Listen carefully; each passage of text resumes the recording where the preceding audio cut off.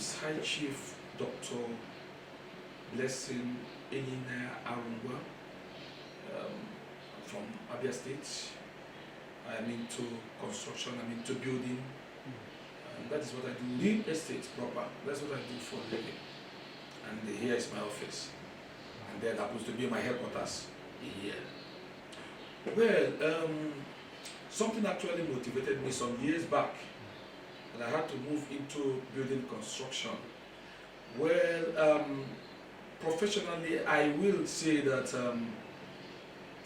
I love building. I love giving people shelter.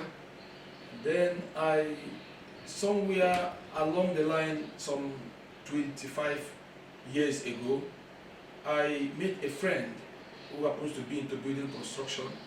His name is Emeka, the managing director of Alpha Plus.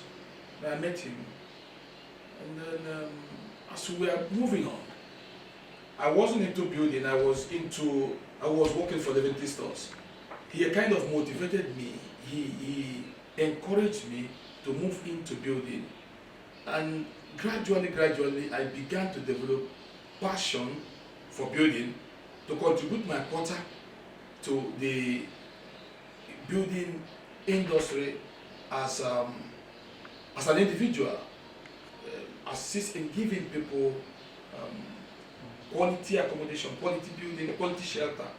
So just like a joke, I began to develop it, and then before I knew it, I found myself into building industry. So it's just like that. Today, I am settled in the building industry. A lot of challenges, ranging from the cost of materials to quality materials now. A lot of fake materials. You get cement today, you find out that even when you move to the market to buy a bag of cement, there's what we call in Nigeria, they call it a bag. They call it a bag. A bag of cement that is supposed to measure some certain kg. When you pick, you find out that it's mixed up.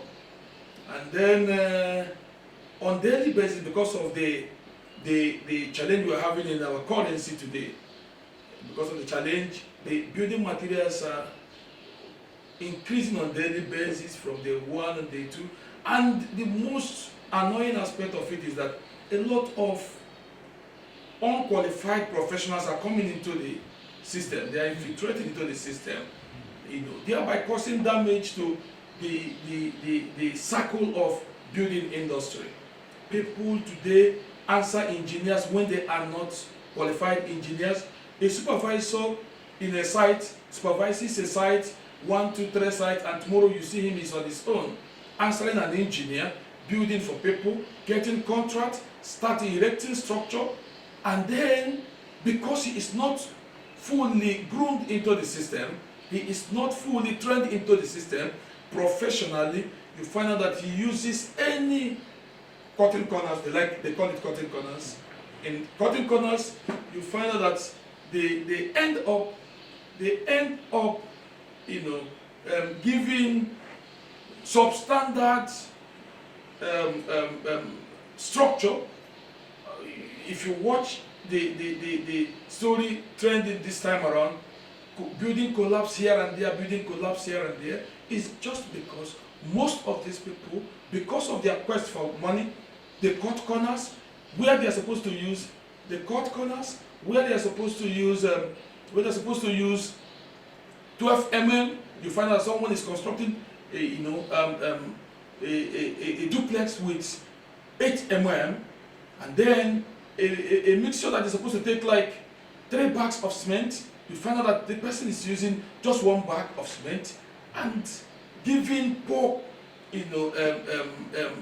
output. At the end of the day, you find out that we record ugly experience in the industry. So a lot of challenges. People who are not professional in the system are infiltrating, answering engineers and all the rest of them. There's a big problem, but we are tackling it as an association.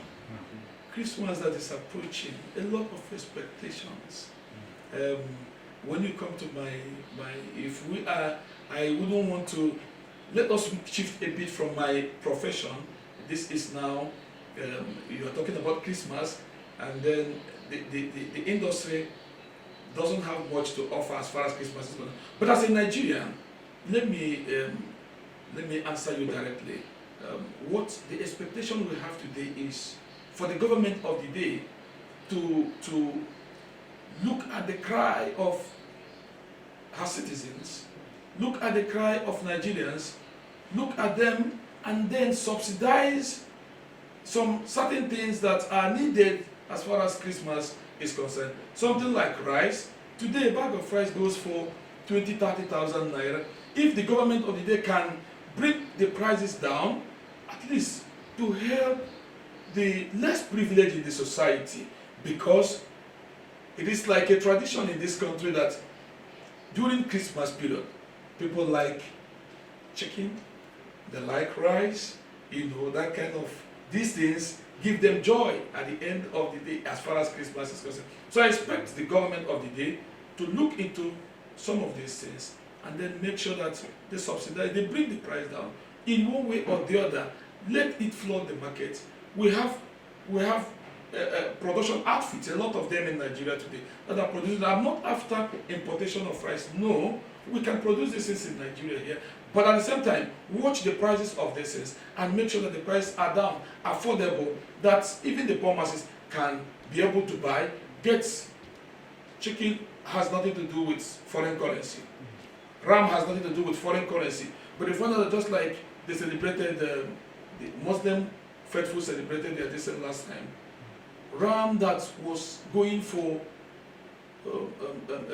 20,000-30,000 naira was sold for 250,000 naira. Ram, this thing doesn't require currency.